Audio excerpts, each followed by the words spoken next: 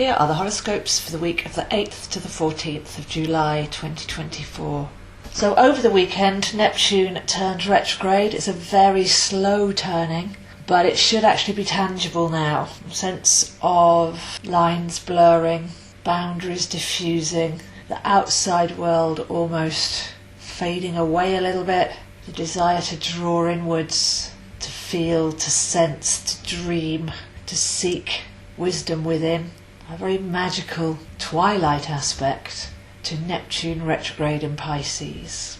And this takes us through to the 8th of December. So long summer retrogrades for the outer planets, pretty much spending half and half of the year forwards and backwards. But as we discussed last week, very exciting transit coming up will be next March, when Neptune takes the stride over the equinox line and steps into a whole new spiritual cycle, beginning with the sign Aries. So wherever Pisces is in your chart, if you've got Sun, Moon, Rising, or an abundance of planets, depending on which house, then we've got the opportunity to use our senses beyond the 5%, eyes seeing 5% of the light spectrum, ears hearing 5% of the audio spectrum. Pisces has always been the sensitivity, the super senses, everything that's beyond the mundane and the physical.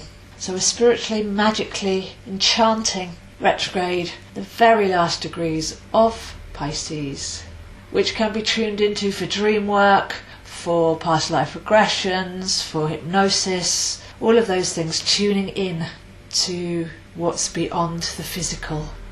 And that can be a welcome relief, because the month of Cancer especially can be quite a volatile month. Cancer being a very emotional sign, but also a cardinal one, so things can get very heated, tempestuous at this time of year.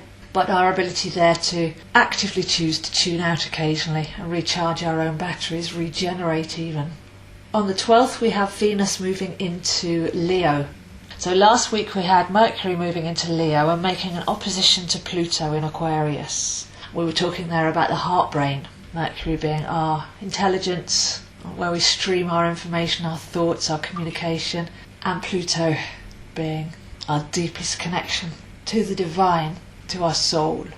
So this week we've got Venus opposite Pluto. So Venus moving into Leo, hugely creative, very radiant, should be a warm kind of feeling after possibly an emotional transit through Cancer. Expressive, feminine, vibrant, golden and joyful combination. But opposite Pluto, bringing us back into the reminder that we're responsible for our vibration. What goes out of our heart does actually affect the world. It's the one place that we do have control in our lives, and a sense of responsibility, not just to have fun for the sake of fun, although some of that is actually very advisable every day, but to remain aware of where we're putting our time and energy, and whether it's, some of it at least, is going to good use.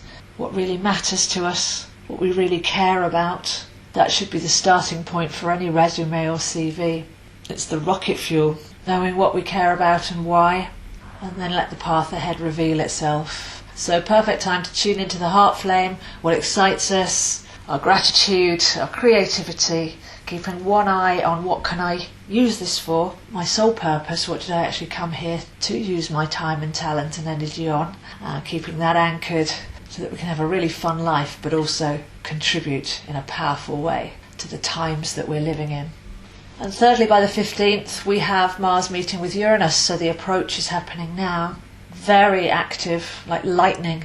Mars is fire and electricity, and Uranus is the cosmic electric, but it's in the very earthed sign of Taurus. So Mars approaching Uranus in earthy Taurus, this should actually be able to help with what we were just saying. What do we care about? Why did we come here? Because Uranus can be a representation of your spirit, and Mars, where you direct your spiritual energy. So we should get some real clarity from this one over the next couple of weeks.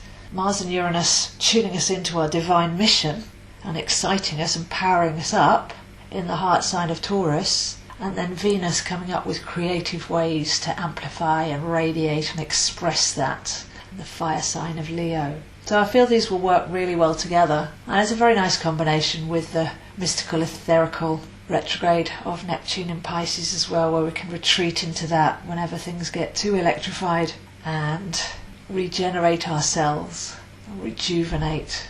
So 3 major things going on this week. Last degrees of Pisces for Neptune retrograde, very beginning degrees of Leo and Aquarius, with Venus opposite Pluto, helping us find our centre and then our reason, our purpose. And to trigger that, mid 20 degrees of Taurus, Mars approaching Uranus to really lock us in to what does matter and what we can put our energy towards. So if you'd like to see where this is happening for you, I am available, zoehind7@gmail.com.